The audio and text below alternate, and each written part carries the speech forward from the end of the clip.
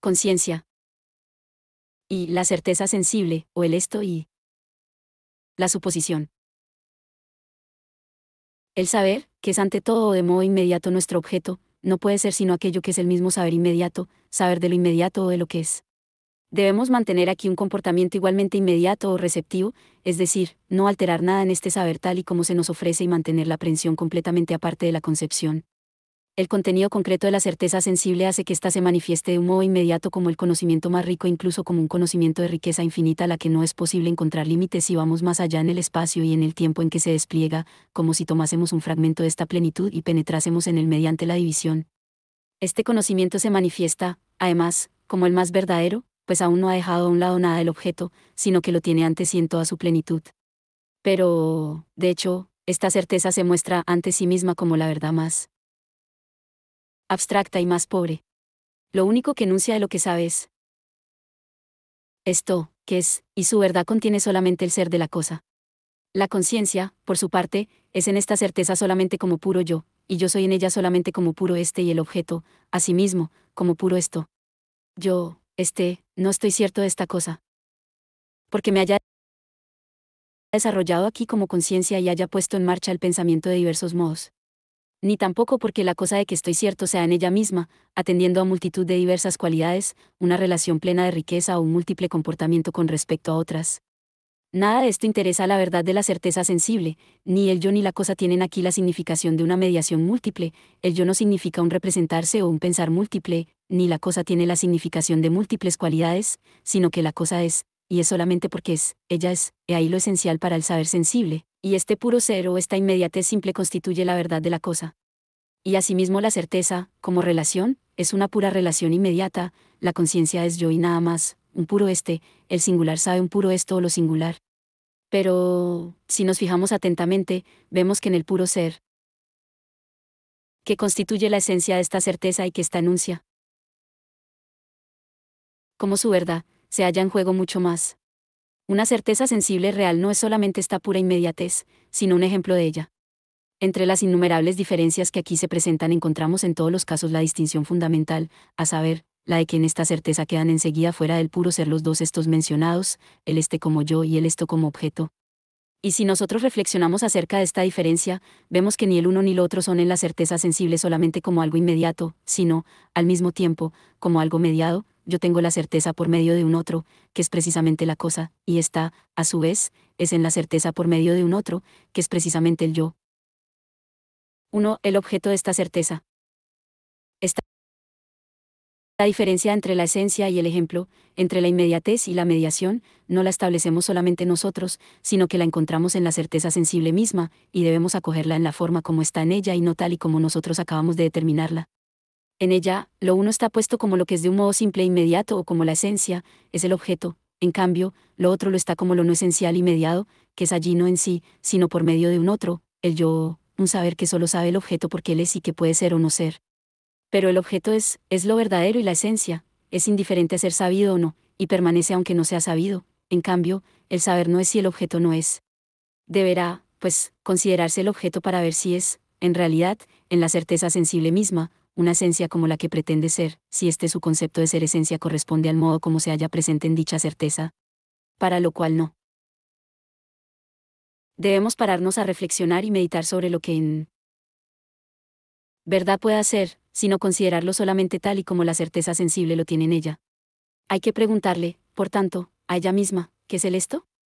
Si lo tomamos bajo la doble figura de su ser como el ahora y el aquí, la dialéctica que lleva en él cobrará una forma tan inteligible como el esto mismo. A la pregunta de ¿qué es el ahora?, contestaremos, pues, por ejemplo, el ahora es la noche. Para examinar la verdad de esta certeza sensible, bastará un simple intento. Escribiremos esta verdad, una verdad nada pierde con ser puesta por escrito, como no pierde nada tampoco con ser conservada. Pero si ahora, este mediodía revisamos esta verdad escrita, no tendremos más remedio que decir que dicha verdad ha quedado ya vacía. El ahora que es la noche se conserva, es decir, se le trata como aquello por lo que se hace pasar, como algo que es, pero se muestra más bien como un algo que no es. El ahora mismo se mantiene, sin duda, pero como algo que no es noche, y asimismo se mantiene con respecto al día que ahora es como algo que no es tampoco día o como un algo negativo en general. Por tanto, Este ahora que se mantiene no es algo inmediato, sino algo mediado, pues es determinado como algo que permanece y se mantiene por el hecho de que un otro, a saber, el día y la noche, no es. Lo que no impide que siga siendo, tan simplemente como antes, el ahora y que sea, en esta simplicidad, indiferente hacia lo que sigue sucediendo en torno a él, del mismo modo que la noche y el día no son su ser, tampoco él es día ni noche, no le afecta para nada este su ser otro. A este algo simple, que es por medio de la negación, que no es esto ni aquello, no esto al que es también indiferente el ser esto o aquello, lo llamamos un universal, lo universal es, pues, lo verdadero de la certeza sensible. Como un universal enunciamos también lo sensible, lo que decimos es, esto, es decir, el esto universal, o ello es decir, el ser en general. Claro está que no nos representamos el esto universal o el ser en general, pero enunciamos lo universal, o bien no nos expresamos sencillamente tal como lo suponemos en esta certeza sensible. Pero, como advertimos, el lenguaje es lo más verdadero, nosotros mismos refutamos inmediatamente en él nuestra suposición, y como lo universal es lo verdadero de la certeza sensible y el lenguaje solo expresa este algo verdadero, no es en modo alguno posible decir nunca un ser sensible que nosotros suponemos. Y lo mismo ocurrirá con la otra forma del esto, con el aquí. El aquí es, por ejemplo, el árbol. Pero si doy la vuelta, esta verdad desaparece y se trueca en lo contrario, el aquí no es un árbol, sino que es una casa. El aquí mismo no desaparece, sino que es permanentemente en la desaparición de la casa, del árbol, etc., indiferente al hecho de ser casa, árbol, etc. El esto se revela, de nuevo, pues, como una simplicidad mediada o como universalidad. Esta certeza sensible, al mostrar en ella misma lo universal como la verdad de su objeto, permanece, por tanto, el ser puro como su esencia, pero no como algo inmediato, sino como algo a lo que es esencial la negación y la mediación y, por consiguiente, no como lo que nosotros suponemos como el ser, sino como el ser determinado como la abstracción o lo universal puro, y nuestra suposición, para la que lo verdadero de la certeza sensible no es lo universal es lo único que queda frente a ese ahora y aquí vacíos o indiferentes. Si comparamos la relación en que primeramente surgían el saber y el objeto con la relación bajo la que se presentan en este resultado, los términos se invierten. El objeto, que debiera serlo esencial, pasa a ser ahora lo no esencial de la certeza sensible, pues lo universal en que se ha convertido no es ya tal y como el objeto debiera ser esencial para ella, sino que ahora se hace presente en lo contrario, es decir, en el saber, que antes era lo no esencial. Su verdad está en el objeto como mi objeto o en la suposición, es porque yo sé de él. Por tanto, la certeza sensible, aunque haya sido desalojada del objeto, no por ello ha sido superada, sino que se ha limitado a replegarse en el yo, y queda por ver todavía lo que la experiencia nos indica acerca de esta surrealidad. 2. El sujeto de esta certeza. La fuerza de su verdad reside ahora, pues, en el yo, en la inmediatez de mi vista, de mi oído, etc., la desaparición del ahora y el aquí singulares que nosotros suponemos evita porque yo los tengo. El ahora es día porque yo lo veo, el aquí es un árbol por lo mismo. Pero la certeza sensible en esta relación experimenta en sí misma la misma dialéctica que en la relación anterior. Yo, veo el árbol y afirmo el árbol como el aquí, pero otro yo ve la casa y afirma que el aquí no es un árbol, sino que es la casa. Ambas verdades encierran el mismo título de legitimidad, que es el carácter inmediato del ver y la seguridad y la aseveración de ambas en cuanto a su saber, pero una de ellas desaparece en la otra. Lo que aquí no desaparece es el yo, en cuanto universal, cuyo ver no es un ver del árbol ni de esta casa, sino un simple ver mediado por la negación de esta casa, etc., y que en ello se mantiene igualmente simple e indiferente ante lo que en torno a ella sucede, ante la casa o el árbol. El yo solo es universal, como ahora, aquí o en general, cierto es que lo que supongo es un yo singular, pero del mismo modo que no podemos decir lo que suponemos en el aquí y el ahora, no podemos decir tampoco lo que suponemos en el yo.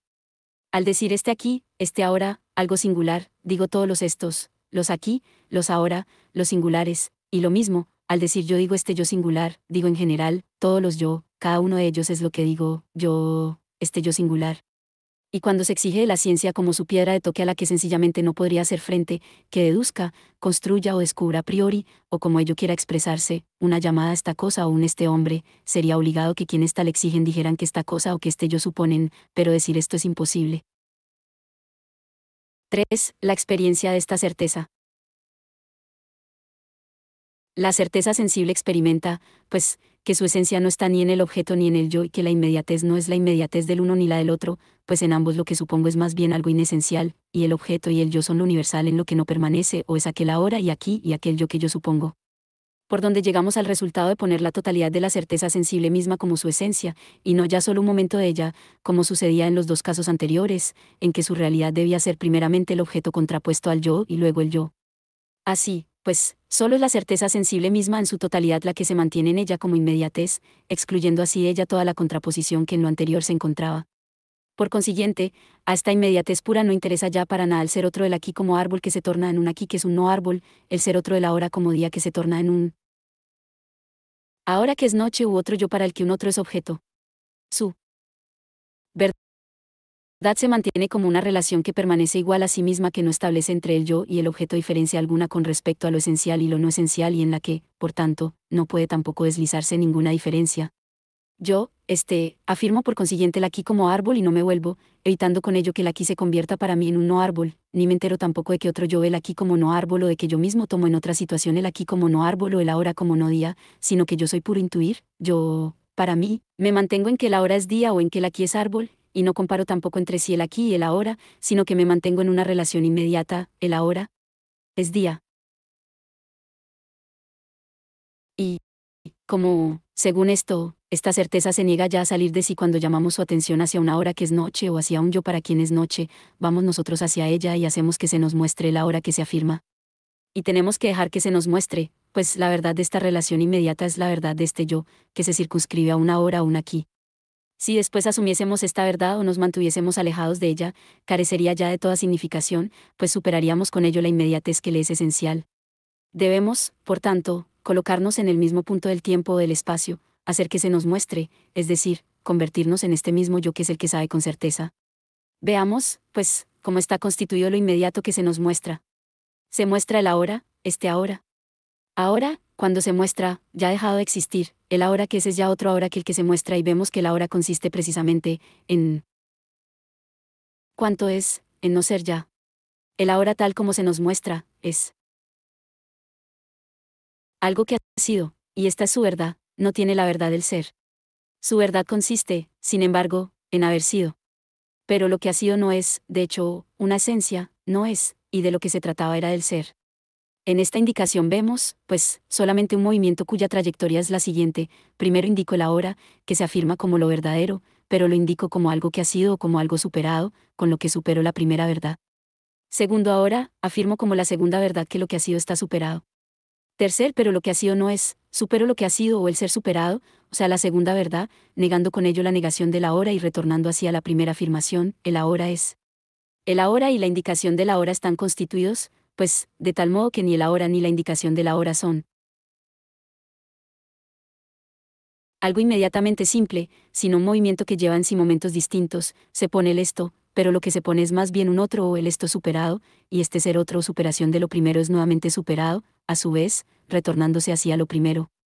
Pero este primero reflejado en sí no es exactamente lo mismo que primeramente era, es decir, algo inmediato, sino que es cabalmente algo reflejado en sí o algo simple, que permanece en el ser otro lo que es, una hora que es absolutamente muchos ahora, y esto es el verdadero ahora, el ahora como día simple, que lleva en sí muchos ahora, muchas horas, y un tal ahora, una hora, es también muchos minutos, y este ahora es, asimismo, muchos ahora, y así sucesivamente. La indicación es, pues, ella misma el movimiento que expresa lo que la hora es en verdad, es decir, un resultado o una pluralidad de auras compendiada, y la indicación es la experiencia de que la hora es universal. El aquí indicado que yo retengo es también un este aquí que, de hecho no es este aquí, sino un delante y un detrás, un arriba y un abajo, una a la derecha y a la izquierda. El arriba es, a su vez, también este múltiple ser otro en el arriba, el abajo, etc. El aquí que se trataba de indicar desaparecen otros aquí, pero también estos, a su vez, desaparecen, lo indicado, retenido y permanente es un esto negativo, que solo es en cuanto que los aquí se toman como deben tomarse, pero superándose en ello, es un simple conjunto de muchos aquí. El aquí supuesto sería el punto, pero este no es, sino que, al indicárselo como lo que es, la indicación no se muestra como un saber inmediato, sino como un movimiento que, partiendo del aquí supuesto, conduce a través de muchos aquí al aquí universal, que es una simple multiplicidad de aquís, lo mismo que el día es una multiplicidad de auras. Es claro que la dialéctica de la certeza sensible no es sino la simple historia de su movimiento o de su experiencia y, a su vez, la certeza sensible misma no es sino esta historia. La conciencia natural llega, por ello, siempre, por sí misma, a este resultado, lo que en ella es lo verdadero y hace la experiencia de ello, pero enseguida vuelve a olvidarlo y reinicia el movimiento desde el principio. Es, pues, sorprendente que, frente a esta experiencia, se presente como experiencia universal y también como afirmación filosófica y hasta como resultado del escepticismo, el que la realidad o el ser de las cosas exteriores, en cuanto estos o cosas sensibles, tiene verdad absoluta para la conciencia. Semejante afirmación no sabe lo que dice, ni sabe que dice cabalmente lo contrario de lo que se propone decir. La verdad del esto sensible para la conciencia debe ser experiencia universal, pero resulta que la experiencia universal es más bien lo contrario, toda conciencia supera a su vez una tal verdad.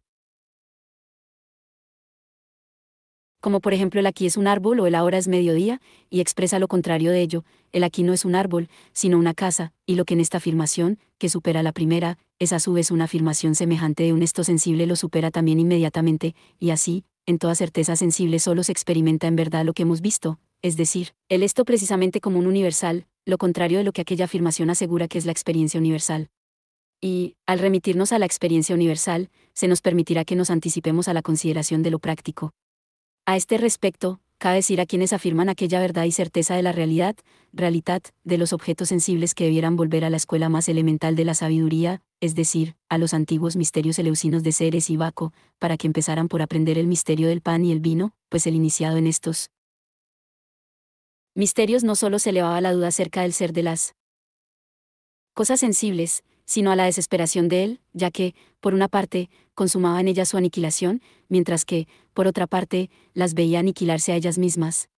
Tampoco los animales se hallan excluidos de esta sabiduría, sino que, por el contrario, se muestran muy profundamente iniciados en ella, pues no se detienen ante las cosas sensibles como si fuesen cosas en sí, sino que, desesperando de esta realidad, y en la plena certeza de su nulidad, se apoderan de ellas sin más y las devoran, y toda la naturaleza celebra, como ellos, estos misterios revelados, que enseñan cuál es la verdad de las cosas sensibles.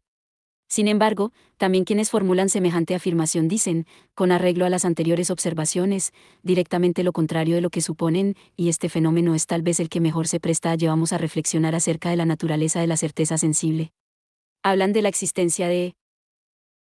los objetos externos, que cabe determinar todavía con mayor precisión como cosas reales, absolutamente singulares, totalmente personales e individuales, cada una de las cuales no tiene ya su igual absoluto, y dicen que esa existencia posee certeza y verdad absolutas. Suponen este trozo de papel en que escribo, o mejor dicho escrito, esto, pero no dicen lo que suponen. Si realmente quisieran decir este trozo de papel que suponen y esto es lo que quieren decir, esto es imposible, ya que el esto sensible supuesto es inasequible al lenguaje, que pertenece a la conciencia, al universal en sí. Por tanto, bajo el intento real de decirlo se desintegraría, quienes comenzaran a describirlo no podrían acabar su descripción, sino que deberían dejarlo a cargo de otros, los cuales tendrían que reconocer ellos mismos, a la postre, que hablaban de una cosa que no es. Suponen, por tanto, indudablemente este trozo de papel, que aquí es completamente otro que el de arriba, pero hablan de cosas reales, de objetos externos o sensibles, de esencias absolutamente individuales, etc., es decir, solo dicen de ellos lo universal, por tanto, lo que se llama lo inexpresable no es sino lo no verdadero, lo no racional, lo simplemente supuesto.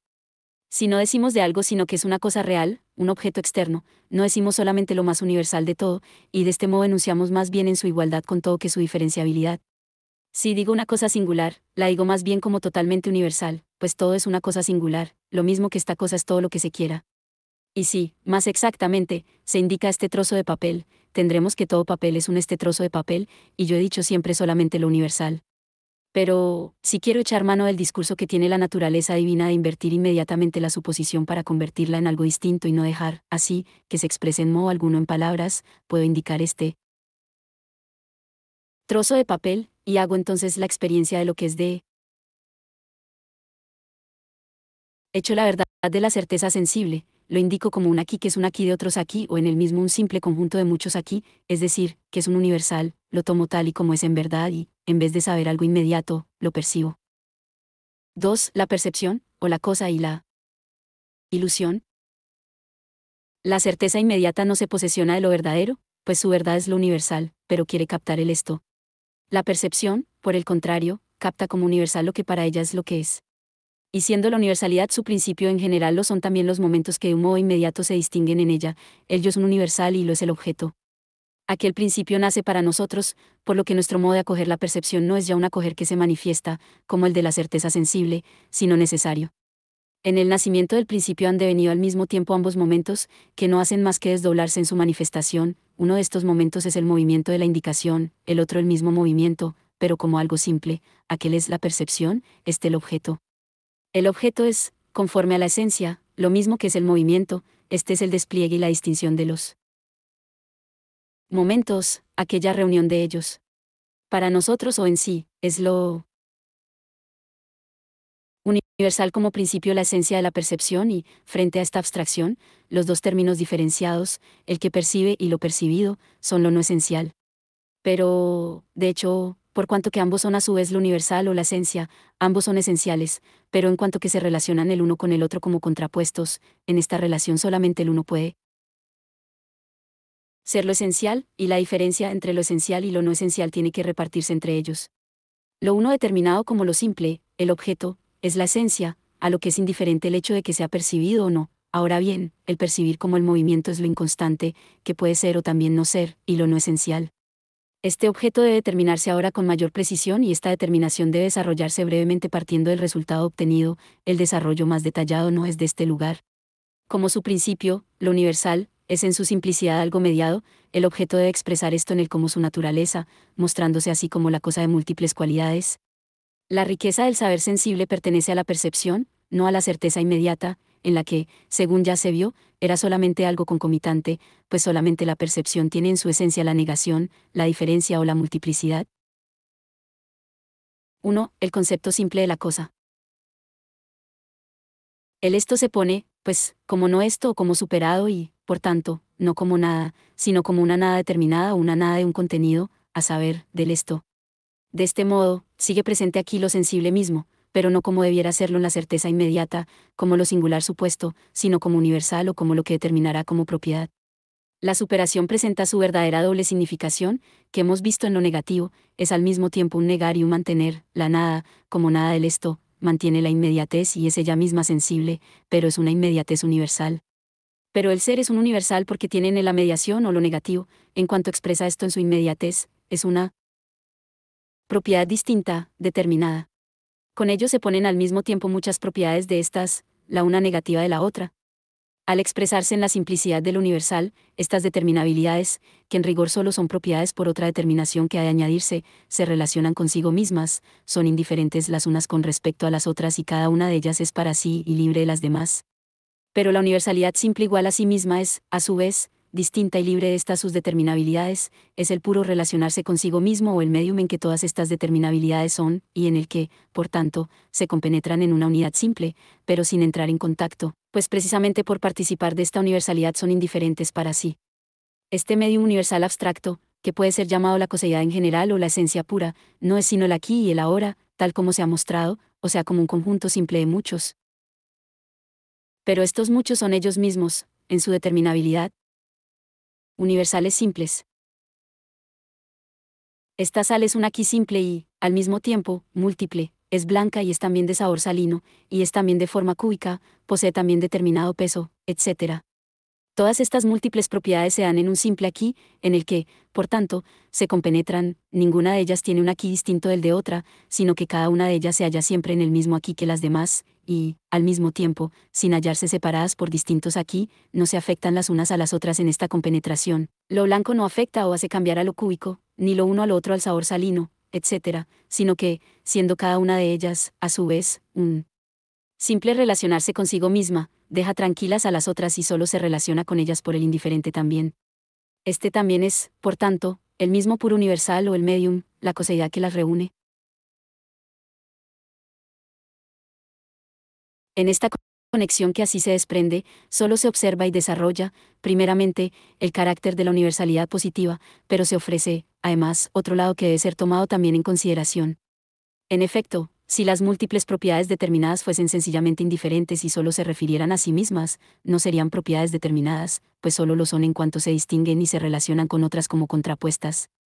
Pero, con arreglo a esta contraposición, no pueden hallarse juntas en la unidad simple de su medium, la cual es tan esencial para ellas como la negación. Por tanto, la distinción dentro de esta unidad, en cuanto no es una unidad indiferente, sino excluyente, que niega a otro, cae fuera de este medium simple. Por consiguiente, este no es solamente un también, unidad indiferente, sino que es, asimismo, uno, unidad excluyente.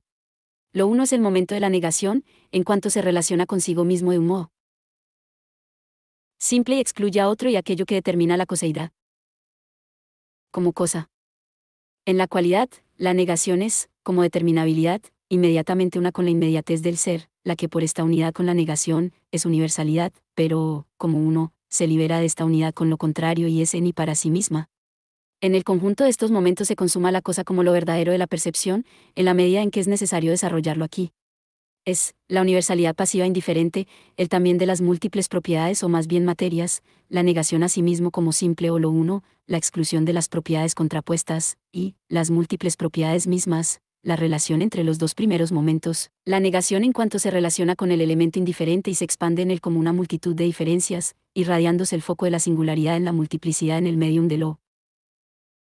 subsistente. Por el lado en que estas diferencias pertenecen al medium indiferente, ellas mismas son universales, se relacionan solamente consigo mismas y no se afectan entre sí. En cambio, por el lado en que pertenecen a la unidad negativa, son al mismo tiempo excluyentes, pero esta relación de contraposición va aparejada necesariamente a propiedades alejadas de su también. La universalidad sensible o la unidad inmediata del ser y de lo negativo solo es, así, propiedad en cuanto que el uno y la universalidad pura se desarrollan partiendo de ella y se distinguen entre sí y aquella universalidad sensible enlaza la una con la otra, solo esta relación de dicha universalidad con los momentos esenciales puros es la que consuma la cosa. 2. La percepción contradictoria de la cosa. Así se halla, pues, constituida la cosa de la percepción, y la conciencia, en cuanto esta cosa es su objeto, se determina como conciencia percipiente, solo tiene que captar este objeto y comportarse como pura aprehensión, lo que así obtiene es lo verdadero. Si la conciencia pusiera algo de su parte en esta aprehensión modificaría la verdad con lo que añadiese o omitiese, siendo el objeto lo verdadero y lo universal lo igual a sí mismo, y la conciencia, en cambio, lo variable y lo no esencial, hasta puede ocurrirle que aprenda el objeto de un modo inexacto e incurra en ilusión. El que percibe tiene la conciencia de la posibilidad de la ilusión, pues en la universalidad, que es el principio, el ser otro mismo es inmediatamente para él, pero como lo nulo, como lo superado. Su criterio de verdad es, por tanto, la igualdad consigo mismo y su comportamiento aprenderse como igual a sí mismo. Siendo la diversidad al mismo tiempo para quien percibe, su comportamiento es un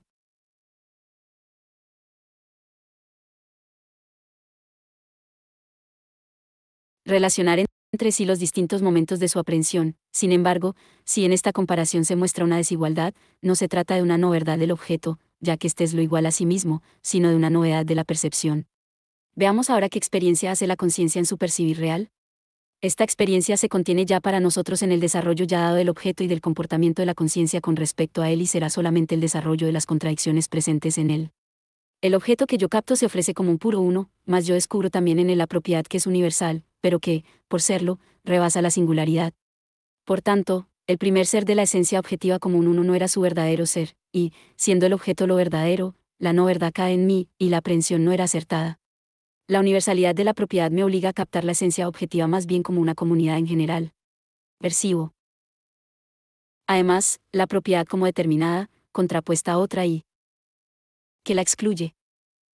Por tanto, no aprendí acertadamente la esencia objetiva cuando la determinaba como una comunidad con otras o como la continuidad, y debo más bien, en gracia a la determinabilidad de la propiedad, separar la continuidad y poner aquella esencia como uno excluyente. En el uno separado encuentro muchas propiedades de estas que no se afectan unas a otras, sino que son indiferentes entre sí, por tanto, no percibí acertadamente el objeto cuando lo aprendía como excluyente, sino que así como antes solo era continuidad en general, ahora es un medium común universal en el que muchas propiedades, como universalidades sensibles, son cada una para sí y como determinadas, excluyen a las otras.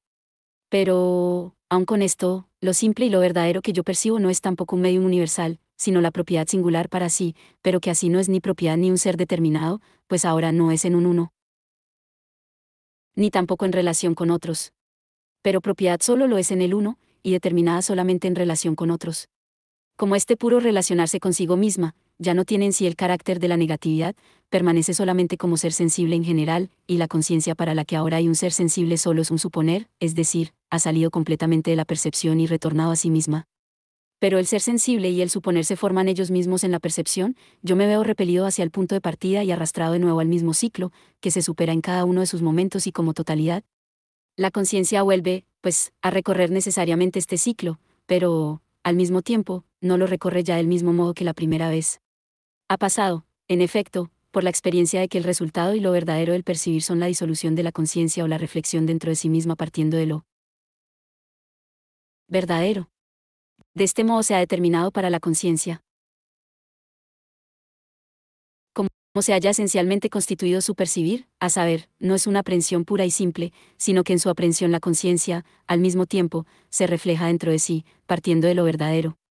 Este retorno de la conciencia a sí misma, que se mezcla de modo inmediato en la pura aprehensión, y que se ha mostrado como algo esencial al percibir, hace cambiar lo verdadero. La conciencia conoce este lado, al mismo tiempo, como el suyo y lo acoge, con lo cual se mantiene puro, por tanto, el verdadero objeto. Y así, encontramos ahora, como ocurría en la certeza sensible, que se hace presente en el percibir el lado de igual la conciencia se ve de nuevo empujada hacia sí misma, pero, de momento, no en el sentido en que allí acaecía, como si la verdad del percibir cayera en ello, sino que conoce más bien lo que cae en ello, es la no verdad allí presente. Ahora bien, a través de este conocimiento la conciencia es, al mismo tiempo, capaz de superar esa no verdad, distingue su aprehensión de lo verdadero de la novedad de su percibir, corrige este y, en cuanto emprende ella misma esta rectificación, cae en ella, evidentemente, la verdad, como verdad del percibir. El comportamiento de la conciencia que de aquí en adelante hay que considerar está constituido de tal modo que ya no percibe simplemente, sino que es, además, consciente de su reflexión dentro de sí y separa esta reflexión de la simple aprehensión misma. Así pues, comienzo dándome cuenta de la cosa como uno y tengo que retenerla en esta determinación verdadera. Si en el movimiento de la percepción se da algo contradictorio con aquella determinación, habrá que reconocerlo como mi reflexión. En la percepción se dan también, ahora, diferentes propiedades, que parecen ser propiedades de la cosa. Sin embargo, la cosa es un uno, y tenemos la conciencia de que esa diferencia, con la que ha dejado de ser uno, recae en nosotros. Por tanto, esta cosa, de hecho, solo es blanca puesta ante nuestros ojos y es también de sabor salino, en contacto con nuestra lengua, y también de forma cúbica cuando nosotros la tocamos, etc. Toda la diversidad de estos lados no la sacamos de la cosa misma, sino de nosotros, y los lados se presentan diferenciados ante nuestra lengua de un modo completamente distinto que ante nuestros ojos, etc. Somos nosotros, por consiguiente, el medio universal en el que esos momentos se separan y son para sí. Por tanto, por el hecho de considerar como nuestra reflexión la determinabilidad de ser medium universal, mantenemos la igualdad de la cosa consigo misma y la verdad de la cosa de ser un uno. Pero estos diferentes lados que la conciencia asume, cada uno para sí, considerados como lados que se encuentran en el medium universal, son determinados, lo blanco es solo por oposición a lo negro, etc., y la cosa es un uno precisamente porque se contrapone a otras. Pero no excluye hacia otras en cuanto es un uno, pues el ser uno es el universal relacionarse consigo mismo y por el hecho de ser un uno es más bien igual a todas, sino que las excluye por la determinabilidad. Así, pues, las cosas mismas son determinadas en y para sí, tienen propiedades mediante las cuales se diferencian de las demás. Y, siendo la propiedad propia de la cosa una determinabilidad en ella misma, la cosa tiene varias propiedades. En efecto, la cosa es, en primer lugar, lo verdadero, es en sí misma, y lo que es en ella misma como su propia esencia, y no en virtud de otras cosas. En segundo lugar, por tanto, las propiedades determinadas no solo no son en virtud de otras cosas y para estas, sino que son en ella misma, pero solo son determinadas propiedades en ella en cuanto que son varias que se distinguen unas de otras, y, en tercer lugar, en cuanto que son así en la coseidad, son en y para sí e indiferentes las unas respecto a las otras. Es, en verdad, por consiguiente, la cosa misma la que es blanca y también cúbica, también de sabor salino, etc., o la cosa es el también o el medium universal en el que subsisten las múltiples propiedades las unas fuera de las otras, sin tocarse ni superarse, y así captada, la cosa se capta como lo verdadero. Ahora bien, en este percibir, la conciencia es, al mismo tiempo, consciente de que se refleja también dentro de sí misma y de que en el percibir aparece el momento contrapuesto al también. Pero este momento es unidad de la cosa consigo misma, que excluye de sí la diferencia, es, por tanto, esta unidad la que la conciencia tiene que asumir, pues la cosa misma es la subsistencia de múltiples propiedades distintas e independientes. Por eso decimos de la cosa que es blanca, y también cúbica, y también de sabor salino, etc. Pero, en cuanto es blanca no es cúbica, y en cuanto es cúbica y también blanca, no es de sabor salino, etc. La unificación de estas propiedades corresponde solamente a la conciencia, la que, por consiguiente, no debe dejar que caigan como un uno en la cosa. Es para eso para lo que introduce él en tanto que, con lo que la separa y mantiene la cosa como él también. En rigor, la conciencia asume el ser uno solamente cuando aquello que llamábamos propiedad se representa como materia libre. La cosa se eleva de este modo a verdadero también al convertirse en una suma de materias y, en vez de ser un uno, pasa a ser solamente la superficie que las implica. Si ahora volvemos la vista atrás para ver lo que la conciencia asumía antes y lo que asume ahora, lo que antes atribuía a las cosas y ahora se atribuye así, resulta que la conciencia hace alternativamente tanto de sí misma como también de la cosa el uno puro y sin multiplicidad como un también disuelto en materias independientes. La conciencia encuentra, pues, por medio de esta comparación, que no solo su captar lo verdadero tiene en sí la diversidad de la aprehensión y del retorno a sí misma, sino más bien que lo verdadero mismo, la cosa, se muestra de este doble modo. Se da, así, la experiencia de que la cosa se presenta para la conciencia que la aprende de un determinado modo, pero, al mismo tiempo, es fuera del modo como se ofrece y reflejada en sí o tiene en sí misma una verdad opuesta. 3. El movimiento hacia la universalidad incondicionada y hacia el reino del entendimiento. La conciencia ha salido, pues, también de este segundo modo de comportarse en la percepción, que consiste en tomar la cosa como lo verdadero igual a sí mismo, pero tomándose así como lo desigual, como lo que retorna así partiendo de la igualdad. Ahora, el objeto es para ella todo este movimiento que antes se distribuía entre el objeto y la conciencia. La cosa es un uno, reflejado en sí, es para sí, pero es también para otro, y es tanto un otro para sí como ella es para otro. La cosa es, según esto, para sí y también un uno, aunque el ser uno contradiga a esta su diversidad, la conciencia debiera, por tanto, asumir de nuevo esta unificación, manteniéndola alejada de la cosa. Debiera, por consiguiente, decir que la cosa, en tanto es para sí, no es para otro. Sin embargo, es a la cosa misma a la que corresponde el ser uno, como la conciencia ha experimentado, la cosa se ha reflejado esencialmente en sí. Él también o la diferencia indiferente cae, evidentemente, en la cosa lo mismo que el ser.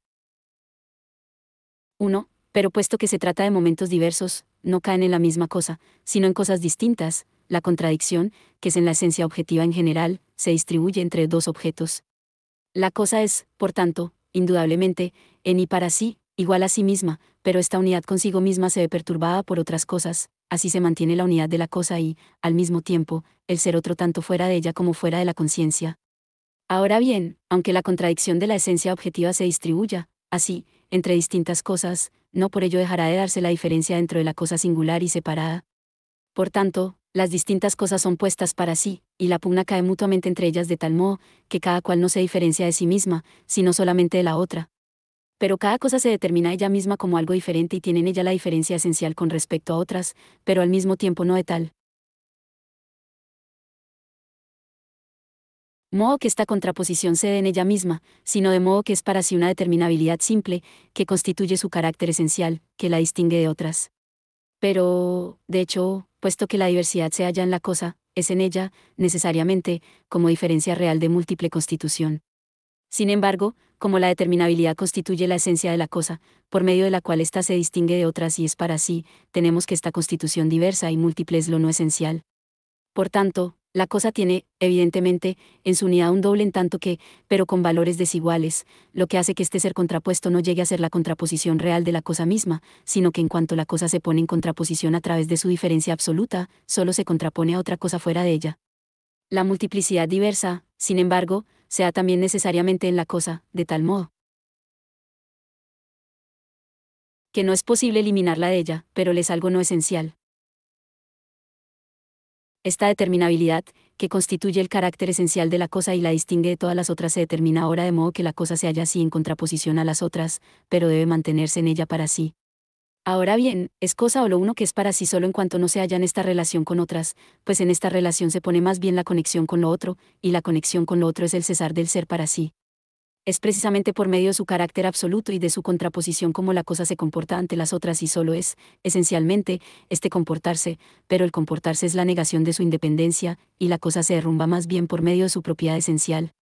La necesidad para la conciencia de la experiencia de que la cosa se derrumba precisamente a través de la determinabilidad, que constituye su esencia y su ser para sí, puede resumirse, ateniéndose al concepto simple, en los siguientes términos. La cosa se pone como ser para sí o como negación absoluta de todo ser otro y, por tanto, como negación absoluta, relacionada solamente consigo. Ahora bien, la negación relacionada consigo es la superación de sí misma, o el tener su esencia en un otro. De hecho, la determinación del objeto tal como se ha manifestado no contiene nada más que esto: dicho objeto debe tener una propiedad esencial, que constituye su simple ser para sí, pero debe tener también en él mismo, en esta simplicidad, la diversidad, que aun siendo necesaria, no constituye la determinabilidad esencial. Pero esta es una distinción que solo reside ya en las palabras: lo no esencial, que debe ser al mismo tiempo necesario, se supera a sí mismo o es aquello que acaba de ser llamado la negación de sí mismo. Desaparece así el último en tanto que separaba el ser para sí y el ser para otro. El objeto es más bien, en uno y el mismo respecto, lo contrario de sí mismo, para sí en tanto es para otro y para otro en tanto es para sí. Es para sí, reflejado en sí, un uno, pero este para sí, este ser un uno reflejado en sí se pone en unidad con su contrario, el ser para un otro, y, por tanto, solo como superado, dicho de otro modo, este ser para sí es tan no esencial como aquello que debiera ser solamente lo no esencial, a saber, el comportarse con otro. El objeto es superado así en sus puras determinabilidades o en las determinabilidades que debieran constituir su esencialidad, lo mismo que cuando en su ser sensible devenía algo superado. Partiendo del ser sensible, se convierte en algo universal, pero este universal, puesto que proviene de lo sensible, es esencialmente condicionado por ello mismo, y, por tanto, no es, en general, verdaderamente igual a sí mismo, sino una universalidad afectada de una contraposición, y esto explica por qué se separa en los extremos de lo singular y la universal, del uno de las propiedades y del también de las materias libres. Estas determinabilidades puras parecen expresar la esencialidad misma, pero solamente son un ser para sí, que lleva implícito el ser para otro, pero, al ser estos dos momentos esencialmente en una unidad, se presenta ahora la universalidad absoluta e incondicionada y es aquí donde la conciencia entra verdaderamente por vez primera en el reino del entendimiento. Por tanto, aunque la singularidad sensible desaparezca en el movimiento dialéctico de la certeza inmediata y devenga universalidad, esta es solo universalidad sensible. La apreciación ha desaparecido y el percibir toma el objeto tal y como es en sí o como algo universal en general. Por consiguiente, lo singular aparece en él como verdadera singularidad, como ser en sí el uno o como ser reflejado en sí mismo.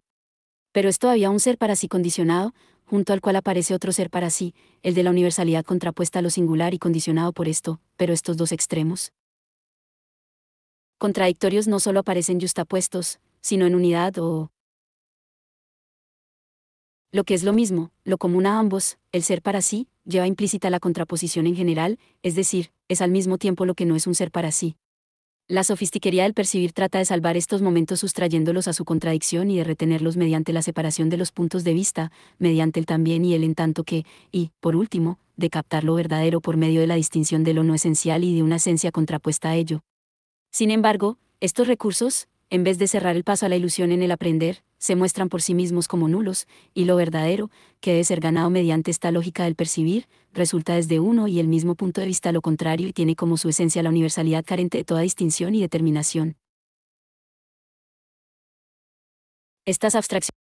vacías de la singularidad y de la universalidad contrapuesta a ella, así como de la esencia enlazada a un algo no esencial y de un algo no esencial que es, al mismo tiempo, sin embargo, necesario, son las potencias cuyo juego es el entendimiento humano percipiente, que con frecuencia se llama el buen sentido. Se considera como la conciencia sólida y real y solo es, en el percibir, el juego de estas abstracciones, y donde cree ser el más rico de todos es siempre el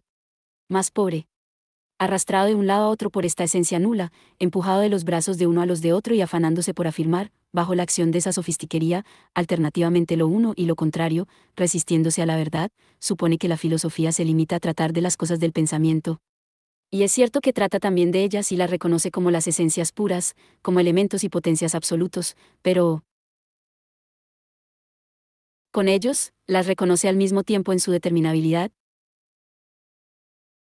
y de este modo, las domina, mientras que aquel entendimiento percipiente las capta como lo verdadero se ve empujado por ellas de error en error.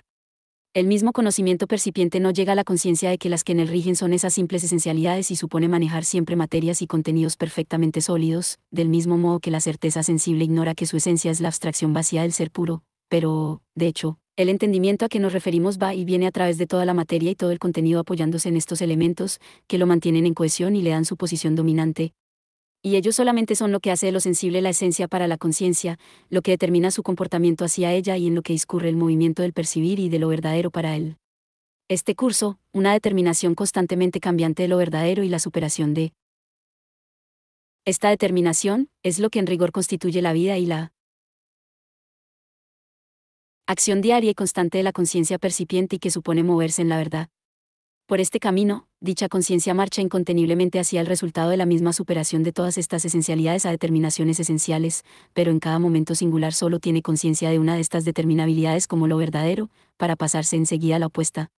Tal parece como si barruntase su no esencialidad, para salvarlas del peligro que las amenaza, recurre a la sofistiquería, afirmando ahora como lo verdadero lo que hace apenas un momento afirmaba como lo no verdadero.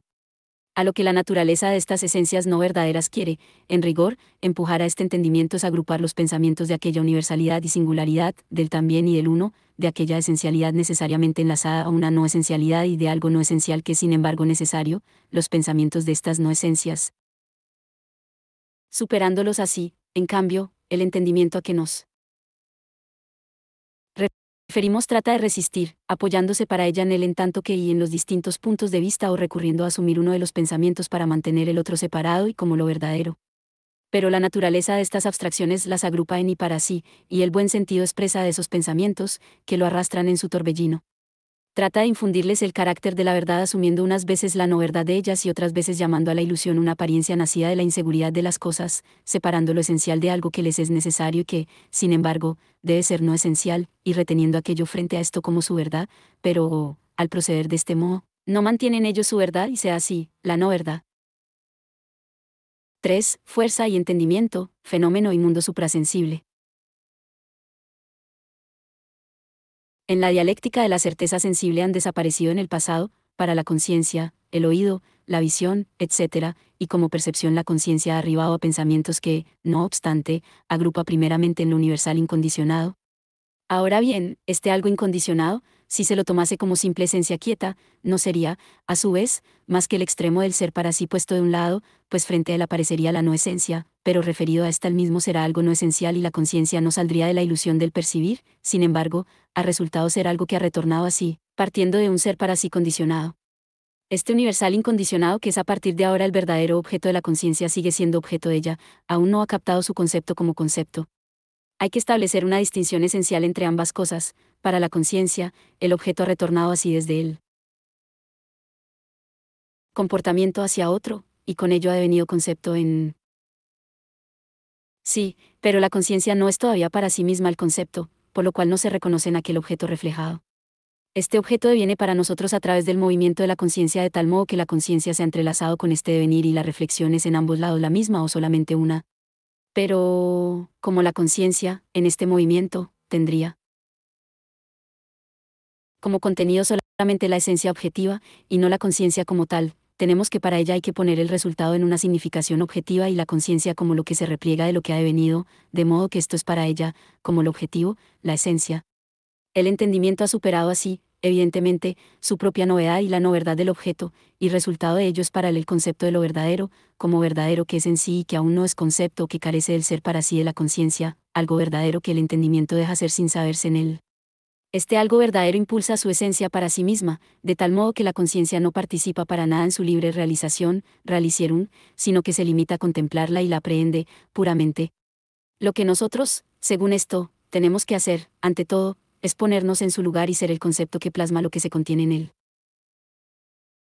Resultado, es en este objeto plasmado, que se presenta ante la conciencia como algo que es, donde la conciencia deviene ante sí misma conciencia concipiente. El resultado era el universal incondicionado, primeramente en el sentido negativo y abstracto de que la conciencia negaba sus conceptos unilaterales y los convertía en algo abstracto, es decir, los abandonaba.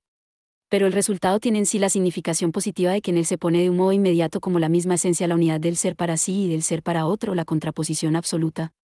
Por ahora, esto solo parece afectar a la forma de los momentos, el uno con respecto al otro, pero el ser para sí y el ser para otro es igualmente el contenido mismo, puesto que la contraposición no puede tener en su verdad más naturaleza que la que se ha mostrado en el resultado, a saber, la de que el contenido tenido por verdadero en la percepción solo pertenece de hecho a la forma y se disuelve en su unidad. Y. Este contenido es al mismo tiempo universal, no puede haber allí ningún otro contenido que por su especial constitución se sustraiga al retorno a esta universalidad incondicionada.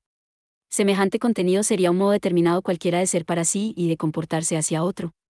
Sin embargo, ser para sí y comportarse hacia otro en general constituyen la naturaleza y la esencia de un contenido cuya verdad es la de ser universal incondicionado, y el resultado es pura y simplemente universal. Ahora bien, como este universal incondicionado es objeto para la conciencia, se manifiestan en la diferencia entre la forma y el contenido, y en la figura del contenido los momentos tienen el aspecto en el que primeramente se ofrecían, de una parte, el de medium universal de múltiples materias subsistentes y, de otra parte, el de uno reflejado en sí, en el que queda aniquilada su independencia. Aquel es la disolución de la independencia de la cosa o la pasividad, que es un ser para otro. Empero, el ser para sí. Hay que ver cómo estos momentos se presentan en la universalidad incondicionada, que es su esencia. Se comprende claramente, ante todo, que dichos momentos, por el hecho de que solo tienen su ser en esta universalidad, no pueden ya en general mantenerse el uno aparte del otro, sino que son, esencialmente, lados que se superan en ellos mismos y solo se pone el tránsito del uno al otro.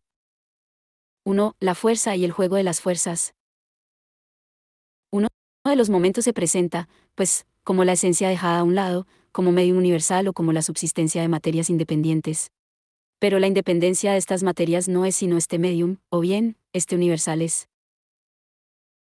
totalmente la multiplicidad de aquellos diversos universales. Pero el que el universal forme en el mismo una unidad inseparable con esta multiplicidad significa que estas materias son cada una de ellas donde la otra es, se penetran mutuamente, pero sin tocarse, ya que, a la inversa, la multiplicidad diferenciada es igualmente independiente, con lo cual se establece también su pura porosidad o su ser superadas. Y, a su vez, este ser superadas o la reducción de esta diversidad al puro ser para sí no es otra cosa que el medium mismo, y la independencia de las diferencias. Dicho de otro modo, las diferencias establecidas como independientes pasan de modo inmediato a su unidad, esta pasa a ser también de modo inmediato el despliegue, y el despliegue retorna, a su vez, a la reducción. Este movimiento es lo que se llama fuerza, uno de los momentos de ella, o sea, la fuerza en cuanto a expansión de las materias independientes en su ser, es su exteriorización, pero la fuerza, como el desaparecer de dichas materias es la fuerza que desde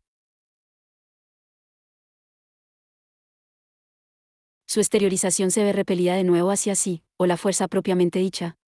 Pero, en primer lugar, la fuerza replegada sobre sí misma necesita exteriorizarse, y, en segundo lugar, en la exteriorización, la fuerza es una fuerza que es en sí misma, del mismo modo que en este ser en sí misma es exteriorización.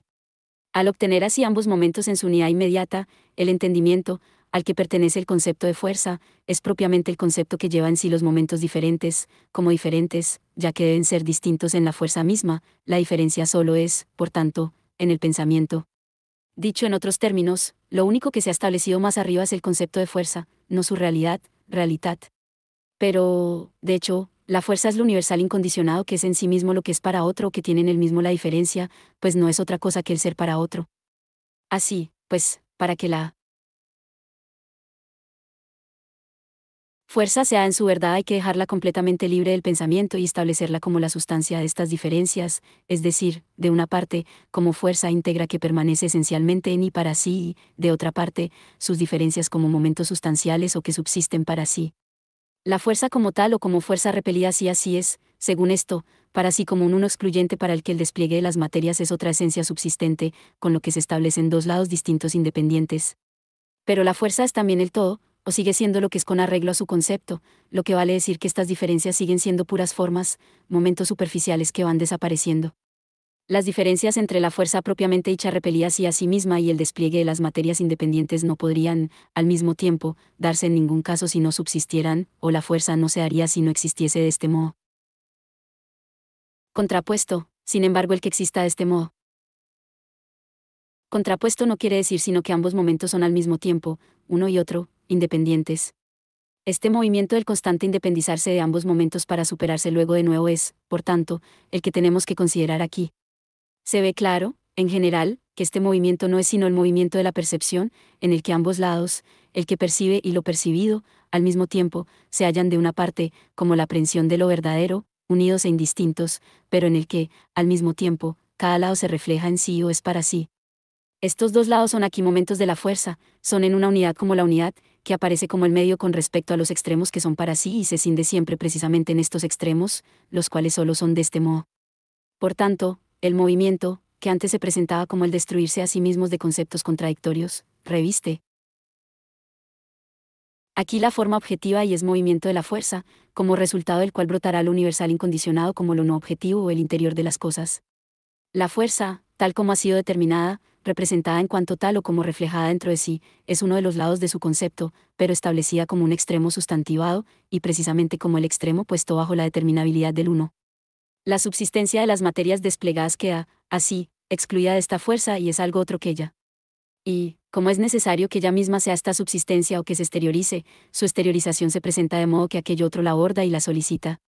Pero, de hecho, puesto que se exterioriza necesariamente, lleva en sí misma lo que se establecía como otra esencia.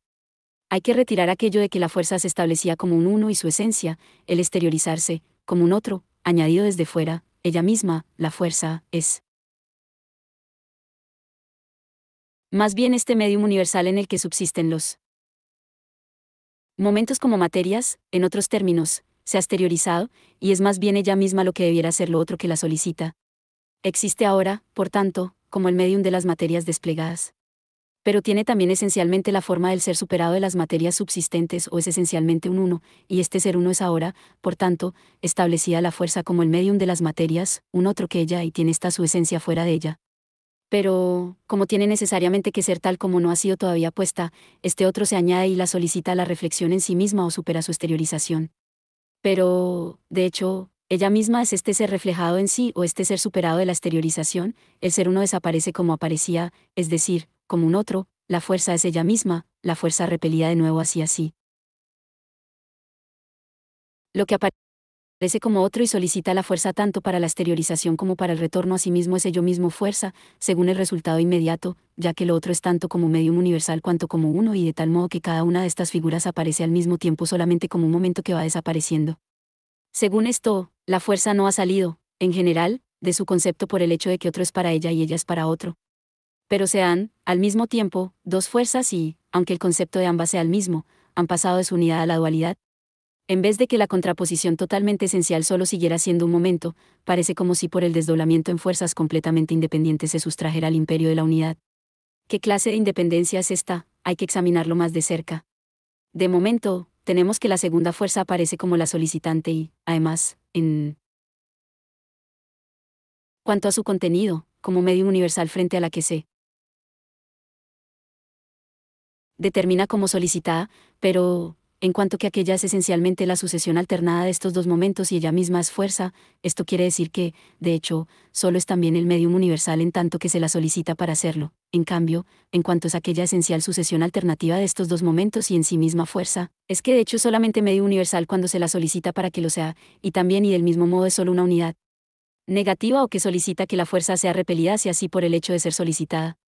Y, consiguientemente, se transforma en el mismo trueque de las determinabilidades entre sí la diferencia que mediaba entre ambas y que consistía en que la una fuese la solicitante y la otra la solicitada. El juego de las dos fuerzas subsiste, por tanto, en este contrapuesto ser determinado de ambas, en su ser la una para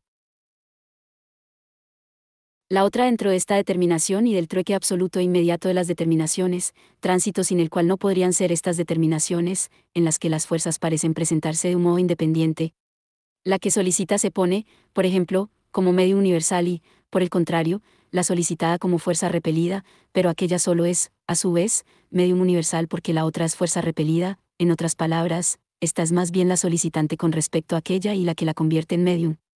Aquella solo adquiere su determinabilidad a través de la otra y solo es solicitante en cuanto es solicitada por la otra para que lo sea, y vuelve a perder de un modo igualmente inmediato esta determinabilidad que se le ha dado, la cual pasa a la otra o, mejor dicho, ya ha pasado, lo ajeno, lo que solicita la fuerza, aparece como medium universal, pero solo porque la fuerza le ha solicitado que sea así. Es decir, es ella la que lo pone así precisamente porque ella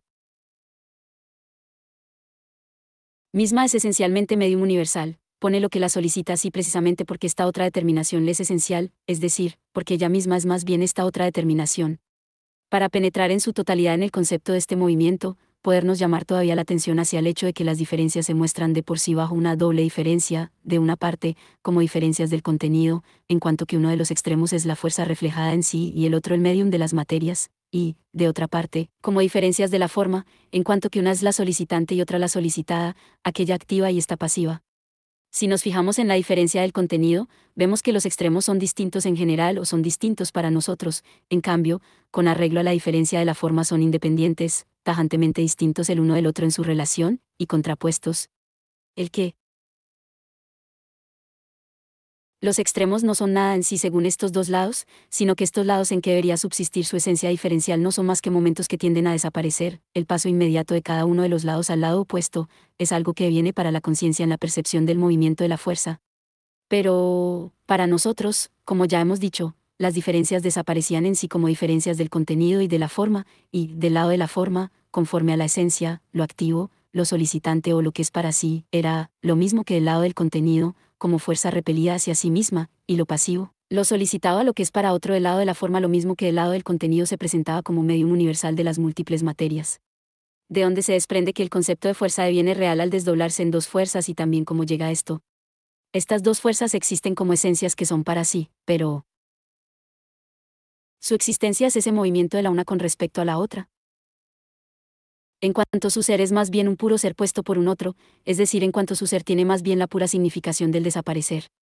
No son en cuanto extremos que hayan retenido algo fijo para sí limitándose a transmitirse una cualidad externa del uno respecto al otro en el término medio y en su contacto, sino que lo que son lo son solamente en este término medio y contacto.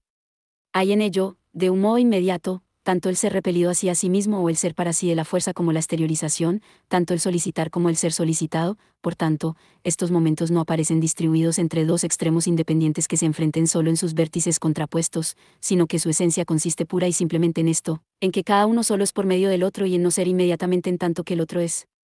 Por tanto, no tienen de hecho ninguna sustancia propia que la sostenga y mantenga. El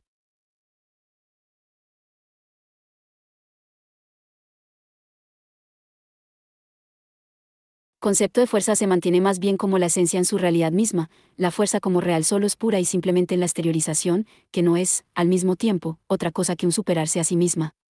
Esta fuerza real, representada como libre de su exteriorización y como algo que es para sí, es la fuerza repelida hacia sí misma, pero esta determinabilidad es, de hecho, a su vez, como a resultado, solo un momento de la exteriorización.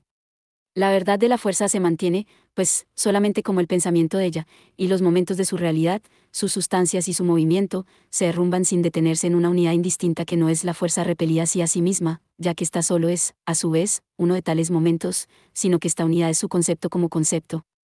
La realización, realicierum, de la fuerza es, por consiguiente, al mismo tiempo, la pérdida de la realidad, realitat, la fuerza ha devenido así más bien algo totalmente otro, a saber, esta universalidad que el entendimiento conoce. Primeramente o de un modo inmediato como su esencia y que también como su esencia se muestra en su realidad, realitat, que debiera ser, en las sustancias reales. 2. Lo interior. Si consideramos el primer universal como el concepto del entendimiento, en el que la fuerza no es todavía para sí, el segundo será ahora su esencia, tal y como se presenta en y para sí. O, a la inversa, si consideramos el primer universal como lo inmediato, que debiera ser un objeto real para la conciencia, tenemos que el segundo se haya determinado como lo negativo de la fuerza sensible objetiva, es la fuerza tal y como es en su verdadera esencia, solamente en cuanto objeto del entendimiento, aquel primero sería la fuerza repelida hacia sí misma o la fuerza como sustancia, este segundo, en cambio, lo interior de las cosas como interior, que es lo mismo que el concepto como concepto. El mundo suprasensible. 1. Lo interior, el fenómeno, el entendimiento, esta esencia verdadera de las cosas se ha determinado ahora de tal modo que no es inmediatamente para la conciencia, sino que ésta mantiene un comportamiento mediato hacia lo interior y, como entendimiento, contempla, a través de este término medio del juego de las fuerzas, el fondo verdadero de las cosas. El término medio que enlaza los dos extremos, el entendimiento y lo interior, es el ser desarrollado de la fuerza, que de ahora en adelante es para el entendimiento mismo un desaparecer. Por eso se le da el nombre de manifestación, Erscheinung, ya que llamamos apariencia, Siain, al ser que es en el mismo, de modo inmediato, un no ser. Pero no es solamente una apariencia sino un fenómeno, la totalidad de lo que aparece. Esta totalidad, como totalidad o lo universal, es lo que constituye lo interior, el juego de fuerzas, como reflexión de ese juego en sí mismo. En él, las esencias de la percepción son puestas para la conciencia de un modo objetivo tal y como son en sí, es decir, como momentos que sin descanso ni ser se truecan de un modo inmediato en lo contrario, lo uno inmediatamente en lo universal, lo esencial inmediatamente en lo no esencial, y a la inversa. Este juego de fuerzas es, por tanto, lo negativo desarrollado, pero la verdad de él es lo positivo, a saber, lo universal, el objeto que es en sí. El ser del mismo para la conciencia es mediado por el movimiento de la manifestación, en el que el ser de la percepción y lo objetivo sensible en general tiene solamente una significación negativa y la conciencia, por tanto, se refleja en sí, partiendo de ello, como en lo verdadero, pero como conciencia vuelve a convertir este algo verdadero en interior objetivo, distinguiendo esta reflexión de las cosas de su reflexión en sí misma, del mismo modo que el movimiento mediador sigue siendo para ella algo objetivo. Este interior es, por tanto, para la conciencia, un extremo frente a ella, pero es también, para ella, lo verdadero, puesto que en ello tiene, al mismo tiempo, como en él en sí, la certeza de sí mismo o el momento de su ser para sí. Sin embargo, no es aún consciente de este fundamento, ya que el ser para sí que el interior debería tener en él mismo no sería otra cosa que el movimiento negativo, pero, para la conciencia, este movimiento negativo sigue siendo el fenómeno objetivo que va desapareciendo y no es todavía su propio ser. Para sí, lo interior es, para el, por tanto, concepto, pero la conciencia no conoce aún la naturaleza del concepto. En este verdadero interior, como lo universal absoluto depurado de la contraposición de lo universal y lo singular y devenido para el entendimiento, se revela ahora por ver primera más allá del mundo sensible como el mundo que se manifiesta, un mundo suprasensible como el mundo verdadero, por encima del más acá llamado a desaparecer el más allá permanente, un en sí que es la manifestación primera de la razón, manifestación todavía, por tanto, imperfecta o solamente el puro elemento en que la verdad tiene su esencia. Nuestro objeto será, por tanto, en lo sucesivo, el silogismo que tiene como extremos el interior de las cosas y el entendimiento y como término medio el fenómeno, pero el movimiento de este silogismo suministra la ulterior determinación de lo que el entendimiento contempla en el interior a través de aquel término medio y la experiencia que hace acerca de este comportarse de lo enlazado por el razonamiento. 2. Lo suprasensible, como manifestación, lo interior sigue siendo un puro más allá para la conciencia, ya que ésta no se encuentra aún por sí misma en él, es vacío, pues es solamente la nada del fenómeno y, positivamente, es lo universal simple. Este modo de ser de lo interior asiente de un modo inmediato a quienes dicen que el interior de las cosas es incognoscible, pero el fundamento de esto debiera captarse de otro modo. De este algo interior tal y como es aquí de un modo inmediato no se da, evidentemente, conocimiento alguno, pero no porque la razón sea para ello demasiado corta de vista, limitada, o como quiera uno llamársela, acerca de lo cual aún no sabemos nada, por ahora, pues no hemos penetrado tan a fondo, sino por virtud de la simple naturaleza de la cosa misma, a saber, porque en lo vacío no se conoce nada o, expresando lo mismo del otro lado, porque se lo determina precisamente como el más allá de la conciencia. El resultado es, evidentemente, el mismo si se sitúa un ciego en medio de la riqueza del mundo suprasensible, suponiendo que este mundo tenga tal riqueza, ya se trate del contenido peculiar de este mundo o ya sea la conciencia misma este contenido, que si se coloca a un hombre que ve en medio de las puras tinieblas o, si se quiere, en la pura luz, suponiendo que el mundo suprasensible sea esto, el hombre dotado de visión no verá ni bajo la pura luz ni en medio de las puras tinieblas, lo mismo que el ciego no alcanzaría a ver nada de la plétora de riquezas desplegadas ante él. Si no se pudiera hacer nada con lo interior y el entrelazamiento con él mediante el fenómeno, no quedaría más camino que atenerse al fenómeno mismo, es decir, tomar como verdadero algo de lo que sabemos que no lo es, o bien, para que en este vacío, devenido primeramente como vaciedad de cosas objetivas, pero que luego, como vaciedad en sí, debe tomarse como vacío de todos los comportamientos espirituales y diferencias de la conciencia como conciencia, para que en este vacío total a que se da también el nombre de lo sagrado, haya algo, por lo menos, lo llenamos de sueños, de fenómenos que la conciencia misma engendra, y tendría que contentarse con recibir ese trato, no siendo digno de otro mejor, ya que, después de todo, los mismos sueños son preferibles a su vaciedad. Pero lo interior o el más allá suprasensible ha nacido, proviene de la manifestación y esta es su mediación, en otros términos, la manifestación es su esencia y es, de hecho, lo que la llena. Lo suprasensible es lo sensible y lo percibido, puestos como en verdad lo son, y la verdad de lo sensible y lo percibido es, empero, ser fenómeno. Lo suprasensible es, por tanto, el fenómeno como fenómeno. Si se pensara que lo suprasensible es, por tanto, el mundo sensible o el mundo tal y como es para la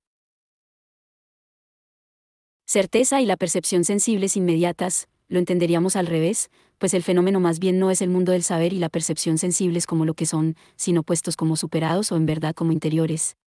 Suele decirse que lo suprasensible no es la manifestación, pero, al decir esto, no se entiende por manifestación la manifestación, sino más bien el mundo sensible, mismo, como realidad real, Reye Wickliffe. 3. La ley, como la verdad de la manifestación, el entendimiento, que es nuestro objeto, se halla cabalmente en el lugar en que para lo interior ha devenido en sí solamente en cuanto lo universal todavía no lleno, el juego de fuerzas solo tiene, cabalmente, esta significación negativa de no ser en sí y la positiva de ser lo mediador, pero fuera del entendimiento. Pero su relación con lo interior se llenará para el entendimiento. El juego de fuerzas es algo inmediato para el entendimiento, pero lo verdadero es para lo interior simple, el movimiento de la fuerza solo es, por tanto, asimismo, lo verdadero como lo simple en general. Ahora bien, por lo que a este juego de fuerza se refiere, hemos visto que, según su constitución, la fuerza solicitada por otra es, al mismo tiempo, la solicitante con respecto a esta, la cual se convierte en solicitante, a su vez y por ello mismo. Aquí solo se da el trueque inmediato o la mutación absoluta de la determinabilidad, que constituye el único contenido de lo que aparece, el ser o bien medium universal o bien unidad negativa. Lo que aparece de un modo determinado deja de ser inmediatamente lo que es al aparecer, mediante este modo determinado de aparecer solicita al otro lado, que así se exterioriza, es decir, este otro lado es inmediatamente, ahora, lo que el primero debiera ser. Estos dos lados, el comportamiento del solicitar y el comportamiento del contenido determinado, opuesto, son cada uno para sí la inversión y el trueque absolutos. Pero estos dos comportamientos son, a su vez, uno y el mismo, y la diferencia de la forma, el ser lo solicitado y lo solicitante, es lo mismo que la diferencia del contenido, lo solicitado en cuanto tal, a saber, el medium pasivo, y lo solicitante, en cambio, el medium activo, la unidad negativa o lo uno. Desaparece con ello toda diferencia entre las fuerzas particulares que la una frente a la otra debieran darse en general en este movimiento, ya que se basaban exclusivamente en aquella diferencia, y la diferencia entre las fuerzas forma, a su vez, una unidad con ambas. Aquí no se halla, pues, ni la fuerza ni el solicitar y el ser solicitado, ni la determinabilidad de ser medium subsistente y unidad reflejada en sí, ni algo singular para sí ni diversas contraposiciones, en este cambio absoluto solo se halla la diferencia como universal o como la diferencia a que han quedado reducidas las múltiples contraposiciones. Esta diferencia como universales, por tanto, lo simple en el juego de la fuerza misma y lo verdadero de él, es la ley de la fuerza. A través de su relación con la simplicidad de lo interior o del entendimiento, la manifestación absoluta cambiante se convierte en la diferencia simple. Lo interior, primeramente, solo es lo universal en sí, este simple universal en sí es, sin embargo, esencialmente, de un modo no menos absoluto, la diferencia universal, pues es el resultado del cambio mismo, o el cambio es su esencia, pero el cambio, como puesto en lo interior, como en verdad es acogido en este interior como diferencia a sí mismo absolutamente universal, aquietada, que permanece igual a sí. En otras palabras, la negación es momento esencial de lo universal y ella o la mediación son, por tanto, en lo universal, diferencia universal.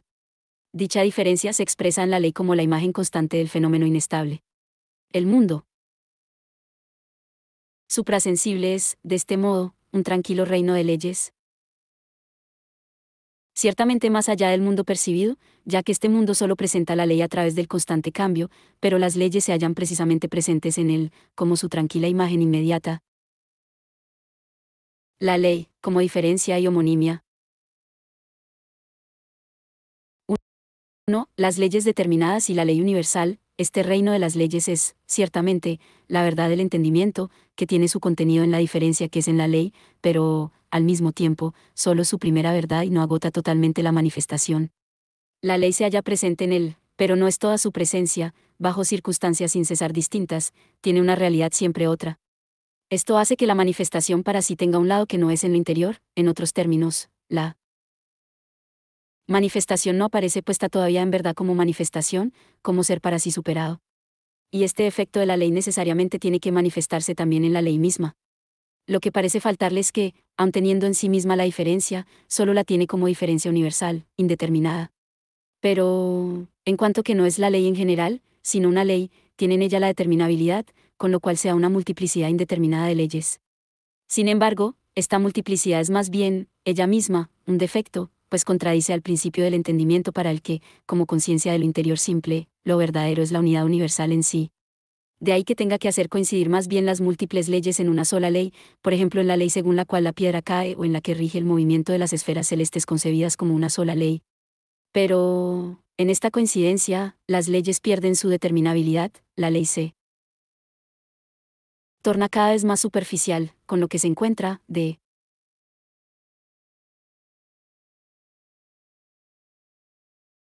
hecho no la unidad de estas leyes determinadas, sino una ley que elimina su determinabilidad, como la ley única que agrupa en sí las leyes de la caída de los cuerpos en la Tierra y la del movimiento celeste no expresa en realidad las dos. La unificación de todas las leyes en la atracción universal no expresa más contenido que el mero concepto de la ley misma, que aquí se pone como algo que es. La atracción universal nos dice que todo tiene una diferencia constante con lo otro. El entendimiento supone haber descubierto aquí una ley universal que expresa la realidad universal como tal, pero solo ha descubierto, de hecho, el concepto de la ley misma, algo así como si declarara que toda realidad es en ella misma conforme a ley.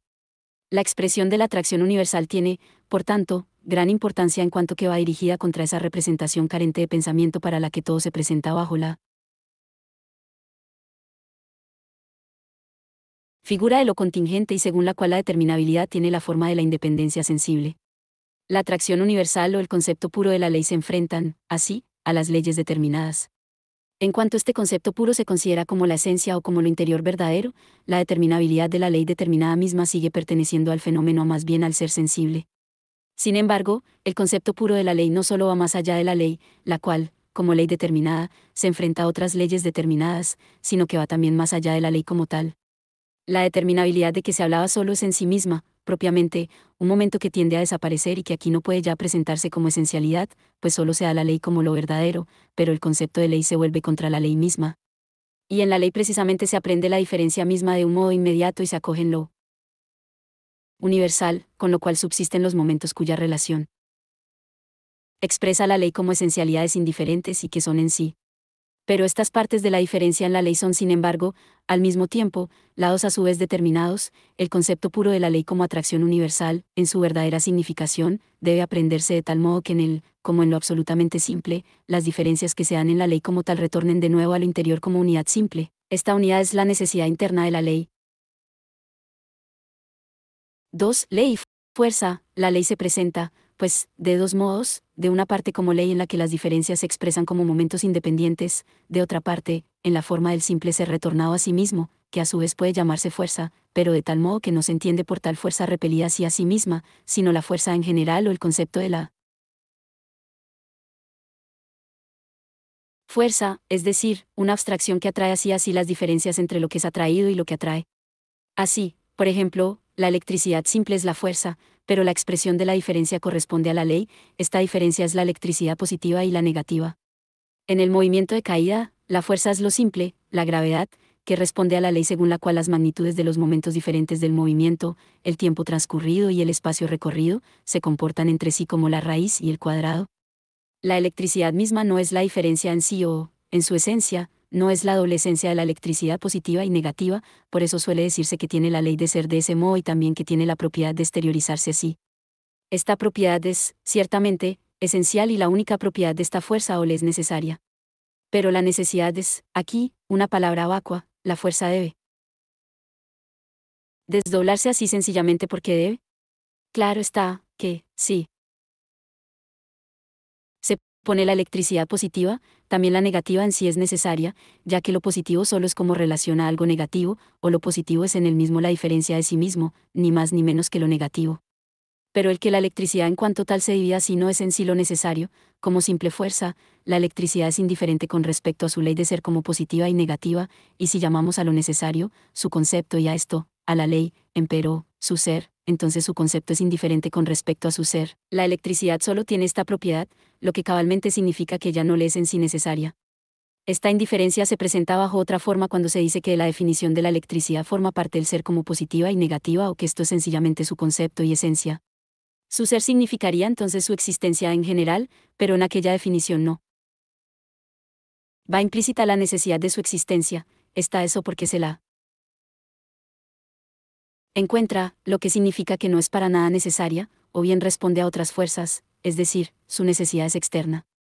Pero al situar la necesidad en la determinabilidad del ser por medio de otro recaemos de nuevo en la multiplicidad de las leyes determinadas, que habíamos abandonado para considerar la ley como ley. Con esta solamente hay que cotejar su concepto como concepto o su necesidad, que en todas estas formas se había mostrado, sin embargo, ante nosotros solamente como una palabra vacua. La indiferencia de la ley y de la fuerza o del concepto y del ser se presenta, además, de otro modo, distinto del que acabamos de indicar. Por ejemplo, en la ley del movimiento es necesario que éste se divida en tiempo y espacio, también en distancia y velocidad. Al ser solamente la relación entre aquellos momentos, el movimiento es lo universal, aquí, evidentemente, dividido en sí mismo, pero estas partes, tiempo y espacio, o distancia y velocidad, no expresan en ellas este origen de lo uno. Son indiferentes entre sí, el espacio es representado como si pudiera ser sin el tiempo sin el espacio y la distancia, al menos, sin la velocidad, del mismo modo que son indiferentes entre sí sus magnitudes, puesto que no se comportan como lo positivo y lo negativo ni se relacionan, por tanto, las unas con las otras por su esencia. La necesidad de la división se presenta, pues, aquí, pero no la de las partes como tales, la una con respecto a la otra. Lo que quiere decir, empero, que aquella primera necesidad no pasa de ser una falsa necesidad disfrazada de tal. En efecto, el movimiento no es representado él mismo como simple o como pura esencia, sino ya como dividido. Tiempo y espacio son sus partes independientes o esencias en ellas mismas, o distancia y velocidad modos del ser o del representarse, cada uno de los cuales puede ser sin el otro, por lo que el movimiento solo su relación superficial, pero no su esencia. Representado como simple esencia o como fuerza, el movimiento es, ciertamente, la gravedad, la cual, sin embargo, no encierra en ella para nada estas diferencias. 3. La explicación, en ninguno de los dos casos es la diferencia, por tanto, una diferencia en sí misma, o bien lo universal, la fuerza, es indiferencia con respecto a la división que es en la ley, o bien las diferencias, las partes de la ley, son indiferentes las unas con respecto a las otras. Pero el entendimiento tiene el concepto de esta diferencia en sí, cabalmente porque la ley es, de una parte, lo interior, lo que es en sí, y porque, de otra parte, es en ella, al mismo tiempo, lo diferente. El que esta diferencia sea una diferencia interna viene dado en el hecho de que la ley es fuerza simple o como concepto de la diferencia, de que es, por tanto, una diferencia del concepto. Pero esta diferencia interna, al principio, corresponde solamente al entendimiento, no aparece todavía puesta en la cosa misma. El entendimiento expresa, pues, solamente la propia necesidad, una diferencia que solo puede establecer en tanto que expresa el mismo tiempo que la diferencia no es una diferencia de la cosa misma. Esta necesidad, que solo radica en las palabras, es, de este modo, la descripción de los momentos que forman el ciclo de dicha necesidad, se los distingue, evidentemente, pero al mismo tiempo, superada, este movimiento se llama explicación. Así, pues, se enuncia una ley, de la que se distingue como la fuerza su en sí universal o el fundamento, pero de esta diferencia se dice que no es tal, sino que el fundamento se halla más bien constituido como la ley. Por ejemplo, el suceso singular del rayo es aprendido como universal y este universal se enuncia como la ley de la electricidad, la explicación resume luego la ley en la fuerza, como la esencia de la ley. Esta fuerza se halla, ahora, constituida de tal modo que, al exteriorizarse, brotan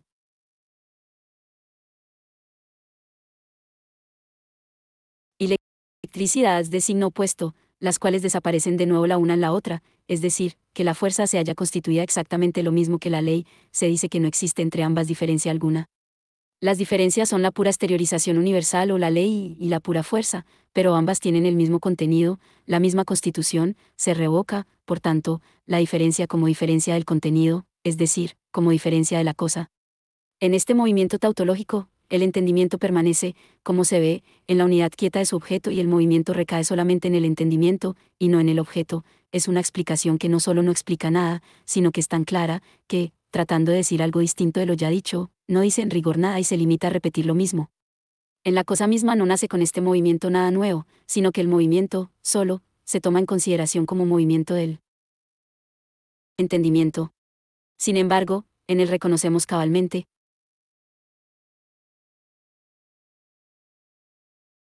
aquello cuya ausencia se echaba de menos en la ley, a saber, el cambio absoluto mismo, pues este movimiento, si lo consideramos más de cerca, es de un modo inmediato lo contrario de sí mismo.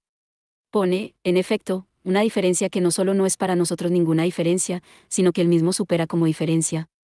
Es el mismo cambio que se presentaba como el juego de fuerzas, en este se daba la diferencia entre lo solicitante y lo solicitado, entre la fuerza exteriorizada y la fuerza repelida hacia sí misma, pero se trataba de diferencias que en realidad no eran tales y que, por tanto, volvían a superarse de un modo inmediato. Lo que se halla presente no es solamente la mera unidad, como si no se pusiera en ella diferencia alguna, sino este movimiento, que establece ciertamente una diferencia, pero una diferencia que, por no serlo, es nuevamente superada.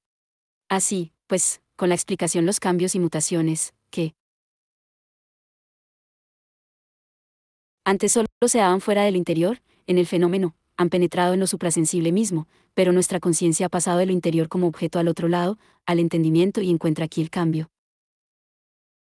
La ley de la pura diferencia, el mundo invertido.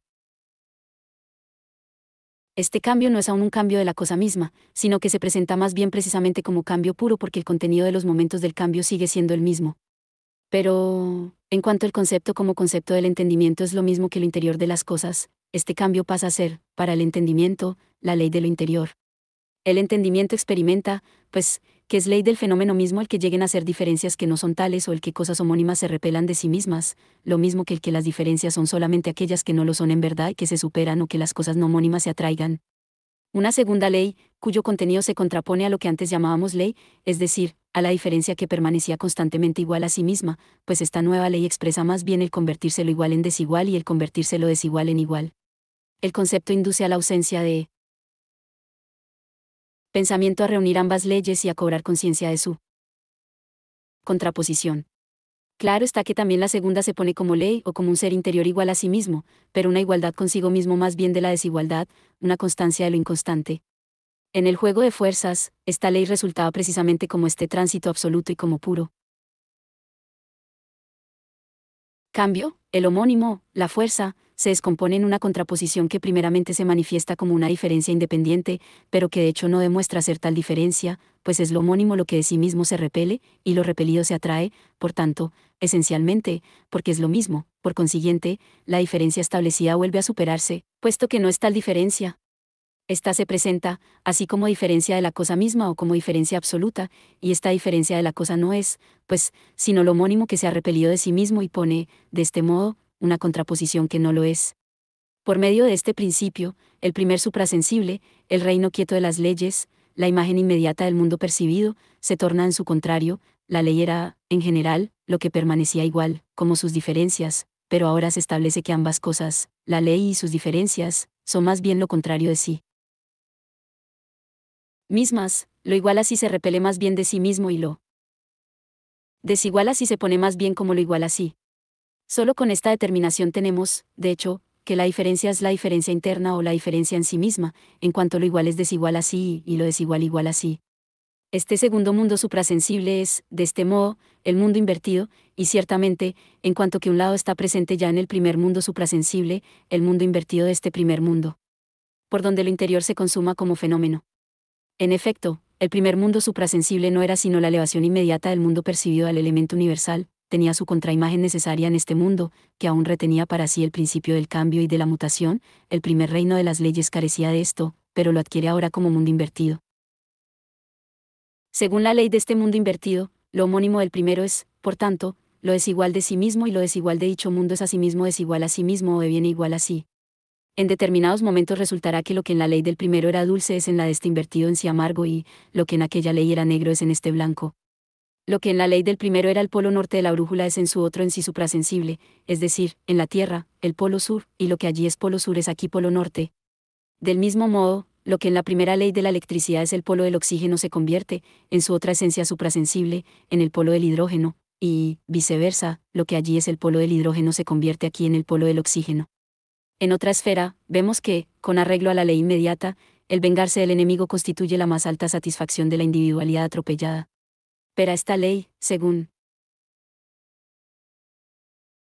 la cual debo mostrarme como esencia contra quien se niega a tratarme como esencia independiente, y suprimirlo a él más bien como esencia, se invierte por el principio del otro mundo en lo opuesto, y la restauración de mí mismo como esencia mediante la superación en la esencia del otro se convierte en autodestrucción. Ahora bien, si esta inversión que se representa en el castigo del delito se convierte en ley, tampoco esta es sino la ley de un mundo que tiene que enfrentarse a un mundo suprasensible invertido, en el que se honra la que en aquel se desprecia y se desprecia lo que en aquel se honra. La pena, que según la ley del primero infama y aniquila al hombre, se trueca en su mundo invertido en el perdón que mantiene a salvo su esencia y lo honra. Visto superficialmente, este mundo invertido es lo contrario del primero, de tal manera que lo tiene fuera de él y lo repele así como una realidad invertida, de modo que uno es el fenómeno y el otro, en cambio, él en sí, el uno el mundo como es para otro.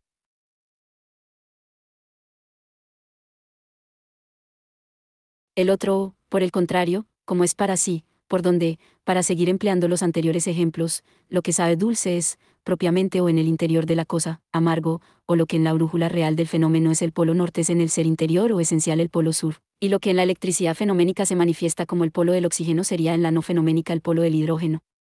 O bien un acto que como fenómeno es un delito debería en su interior poder ser propiamente bueno, un acto malo animado por una intención buena, y la pena ser un castigo solamente como manifestación, pero en sí o en otro mundo constituir un beneficio para el delincuente. Sin embargo, aquí ya no se dan esos antagonismos entre lo interno y lo externo, el fenómeno y lo suprasensible, como dos tipos de realidades. Las diferencias repelidas ya no se reparten de nuevo entre dos sustancias de estas que sean portadoras de ellas y les confieran una subsistencia separada, de tal modo que el entendimiento, brotando del interior, se reintegrará a su puesto anterior. Uno de los lados o una de las sustancias volvería a ser el mundo de la percepción, en el que ejercería su esencia una de las dos leyes, y frente a él aparecería un mundo interior, que sería exactamente un mundo sensible como el primero, pero en la representación, no podría ser mostrado, visto, oído ni gustado como mundo sensible, pero sería representado como un mundo sensible semejante. Pero, de hecho, si uno de los elementos puestos es algo percibido y su en sí, como lo invertido de ellos asimismo algo representado de un modo sensible, tenemos que lo amargo, que sería el en sí de la cosa dulce, es una cosa tan real como ella una cosa amarga, lo negro, que sería el en sí de lo blanco es lo negro real, el polo norte, que es el en sí del polo sur, es el polo norte presente en la misma brújula, el polo de oxígeno que es el en sí del polo de hidrógeno, es el polo de oxígeno presente en la misma columna. Y el delito real tiene su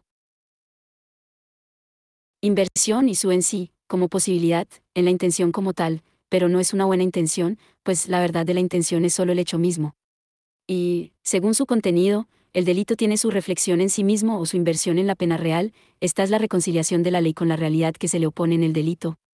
Por último, la pena real tiene su realidad invertida en ella misma, que es una realización de la ley, de tal modo que la que tiene esta como pena se supera a sí misma, se convierte de nuevo de ley activa en ley quieta y vigente, cancelándose el movimiento de la individualidad en contra de la ley y el de ella en contra de la individualidad.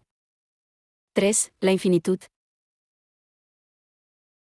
Así, pues, de la representación de la inversión, que constituye la esencia de uno de los lados del mundo suprasensible, hay que alejar la representación sensible del afianzamiento de las diferencias en un elemento distinto de la subsistencia y representarse y concebir en su pureza este concepto absoluto de la diferencia como diferencia interna, como el repeler de sí mismo lo homónimo como homónimo y el ser igual de lo desigual como desigual.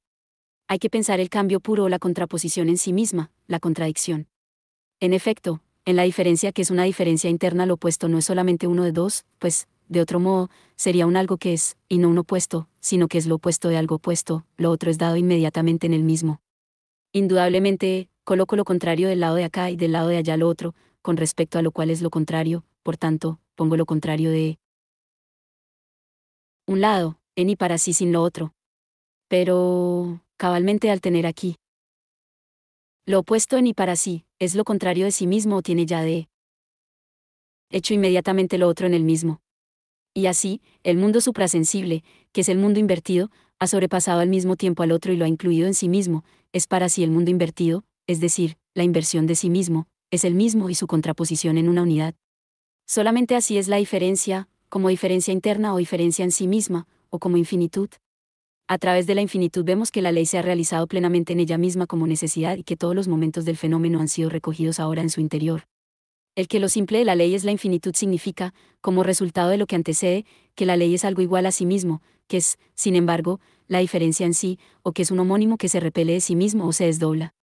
Lo que se llamaba fuerza simple se duplica a sí misma y es por su infinitud la ley. Lo desdoblado, que constituye las partes representadas en la ley, se presenta como subsistente, estas partes, consideradas sin él.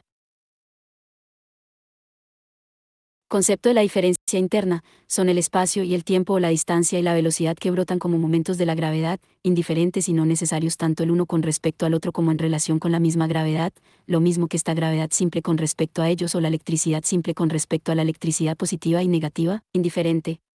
Ahora bien, a través del concepto de la diferencia interna este algo desigual e indiferente, espacio y tiempo, etc., es una diferencia que no es tal diferencia o solo es diferencia del homónimo y su esencia es la unidad. Esos elementos son animados el uno con respecto al otro como lo positivo y lo negativo, y su ser es más bien el ponerse como no ser y superarse en la unidad.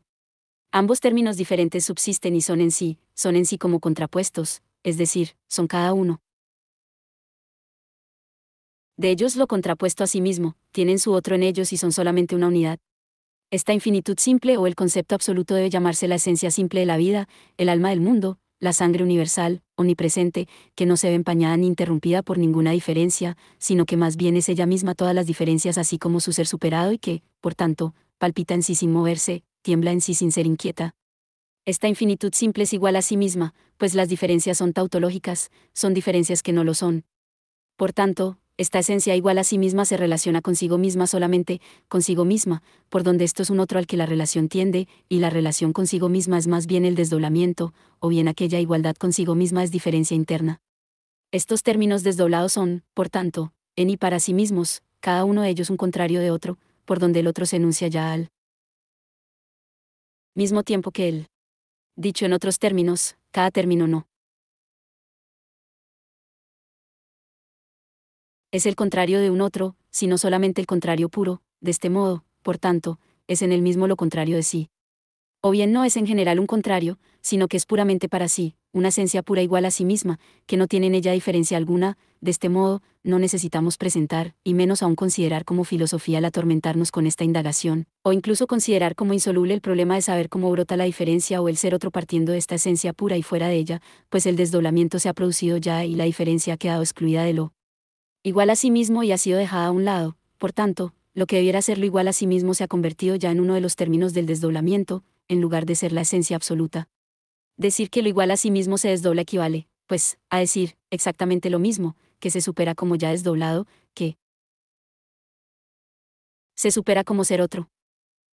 La unidad, de la que suele decirse que de ella no puede brotar la diferencia, no es de hecho, ella misma, solamente momento del desdoblamiento, es la abstracción de la simplicidad enfrentada a la diferencia. Pero, al ser la abstracción, solamente uno de los elementos contrapuestos, que ha dicho con ello que es el desdoblamiento, pues si la unidad es algo negativo, algo contrapuesto, cabalmente expuesto así como lo que tienen en la contraposición. Por tanto, las diferencias entre el desdoblamiento y el devenir igual a sí mismo son también, por consiguiente, tan solo este movimiento del superarse, pues en cuanto lo igual a sí mismo que debe desdoblarse o convertirse en su contrario es una abstracción o el mismo algo ya desdoblado, tenemos que su desdoblamiento es, con ello, una superación de lo que sí, por ende, la superación de su ser desdoblado. El devenir igual a sí mismo es igualmente un desdoblarse, lo que deviene igual a sí mismo se enfrenta, así, al desdoblamiento, es decir, se pone a sí mismo de lado o deviene más bien algo desdoblado. La infinitud o esta inquietud absoluta del puro moverse a sí misma, según lo cual lo determinado de algún modo, por ejemplo, como ser, es más bien lo contrario de esta determinabilidad, es, ciertamente, el alma de todo el recorrido anterior, pero solamente en el interior ha surgido ella misma libremente. La manifestación o el juego de fuerzas la presenta ya ella misma, pero solo surge libremente por vez primera como explicación, y como, por último, es objeto para la conciencia como lo que ella es, la conciencia es autoconciencia. La explicación del entendimiento solo es, de momento, la descripción de lo que la autoconciencia es. El entendimiento supera las diferencias presentes en la ley, ya convertidas en diferencias puras, pero todavía indiferentes, y las pone en una unidad, que es la fuerza. Pero este devenir igual es también, no menos inmediatamente, un desdoblamiento, pues solo supera las diferencias y pone lo uno de la fuerza al establecer una nueva diferencia, la de ley y fuerza, que, empero, al mismo tiempo no es tal diferencia, y precisamente porque esta diferencia, al mismo tiempo, no lo es. El entendimiento procede del mismo una vez más a la superación de esta diferencia, haciendo que la fuerza se halle constituida del mismo modo que la ley. Pero, así, este movimiento o esta necesidad siguen siendo todavía necesidad y movimiento del entendimiento o no son, en cuanto tales, su objeto, sino que el entendimiento tiene como objetos, la electricidad positiva y negativa, la distancia, la velocidad, la fuerza de atracción y mil cosas más, que forman el contenido de los momentos del movimiento. En la explicación encontramos cabalmente mucha autosatisfacción, porque aquí la conciencia, para decirlo así, se halla en coloquio inmediato consigo misma, gozándose solamente a sí misma, parece ocuparse de otra cosa, pero de hecho solo se ocupa de sí misma. En la ley opuesta, como la inversión de la primera ley, o en la diferencia interna, es cierto que la infinitud misma deviene objeto del entendimiento, pero éste la pierde de nuevo en cuanto tal, al repartir de nuevo en dos mundos o en dos elementos sustanciales la diferencia en sí, el repelerse a sí mismo del homónimo y los términos desiguales que se atraen. El movimiento tal y como es en la experiencia es aquí, para el un acaecer, y lo homónimo y lo desigual son predicados cuya esencia es un substrato que es. Lo mismo que para el entendimiento es un objeto bajo envoltura sensible, es para nosotros, en su figura esencial como concepto puro. Esta aprehensión de la diferencia como en verdades o la aprehensión de la infinitud como tal es para nosotros o en sí. La exposición de su concepto corresponde a la ciencia, pero la conciencia, en cuanto lo posee de un modo inmediato, reaparece como forma propia o nueva figura de la conciencia, que en lo que precede no conoce su esencia, sino que ve en ella algo completamente distinto. Al convertirse en su objeto este concepto de la infinitud, ella es, por tanto, conciencia de la diferencia, como diferencia también inmediatamente superada, la conciencia es para sí misma, es la diferenciación de lo indistinto o autoconciencia. Yo me distingo de mí mismo, y en ello es inmediatamente para mí el que esté distinto no es distinto. Yo, lo homónimo, me repelo de mí mismo, pero esté algo diferenciado, puesto como algo desigual, no es de modo inmediato, en cuanto diferenciado, ninguna diferencia para mí. La conciencia de un otro, de un objeto en general, es, ciertamente, ella misma, necesariamente autoconciencia, ser reflejado en sí, conciencia de sí misma en su ser otro. El proceso necesario de las figuras anteriores de la conciencia, para la que lo verdadero era una cosa, un otro que ella misma, expresa cabalmente que no solo la conciencia de la cosa solo es posible para una conciencia de sí, sino, además, que solamente esta es la verdad de aquellas figuras. Pero esta verdad solo se da para nosotros, aún no para la conciencia. La conciencia de sí solo ha devenido para sí, pero aún no como unidad con la conciencia en general. Vemos que en el interior de la manifestación el entendimiento no es en verdad otra cosa que la manifestación misma, pero no tal y como es en cuanto juego de fuerzas, sino más bien este mismo juego de fuerzas en sus momentos absolutamente universales y en el movimiento de estos, y de hecho, el entendimiento solo se experimenta a sí mismo. Elevada por sobre la percepción, la conciencia se presenta unida a lo suprasensible por medio de la manifestación, a través de la cual mira este fondo. Los dos extremos, uno el del puro interior y otro el del interior que mira a este interior puro, se juntan ahora y, lo mismo que desaparecen ellos como extremos, desaparece también el término medio, en cuanto a algo distinto que ellos. Se alza, pues, este telón sobre lo interior y lo presente es el acto por el que lo interior mira a lo interior, la contemplación del homónimo no diferenciado que se repele a sí mismo se pone como lo interior diferenciado, pero para lo cual es igualmente inmediata la no diferenciabilidad de ambos términos, la autoconciencia. Y se ve que detrás del llamado telón, que debe cubrir el interior, no hay nada que ver, a menos que penetremos nosotros mismos tras él, tanto para ver, como para que haya detrás algo que pueda ser visto. Pero se muestra, al mismo tiempo, que no era posible pasar directamente hacia allí, sin preocuparse de todas estas circunstancias, ya que este saber que es la verdad de la representación del fenómeno de su interior solo es, a su vez, el resultado de un movimiento circunstanciado, a lo largo del cual desaparecen los modos de la conciencia, el modo de ver, la percepción y el entendimiento, y se mostrará, al mismo tiempo, que el conocimiento de lo que la conciencia sabe, en cuanto se sabe a sí misma, exige todavía mayores circunstancias, que pasarnos a examinar a continuación. Ve autoconciencia. 4. La verdad de la certeza de sí mismo. En los modos de la certeza que preceden lo verdaderos para la conciencia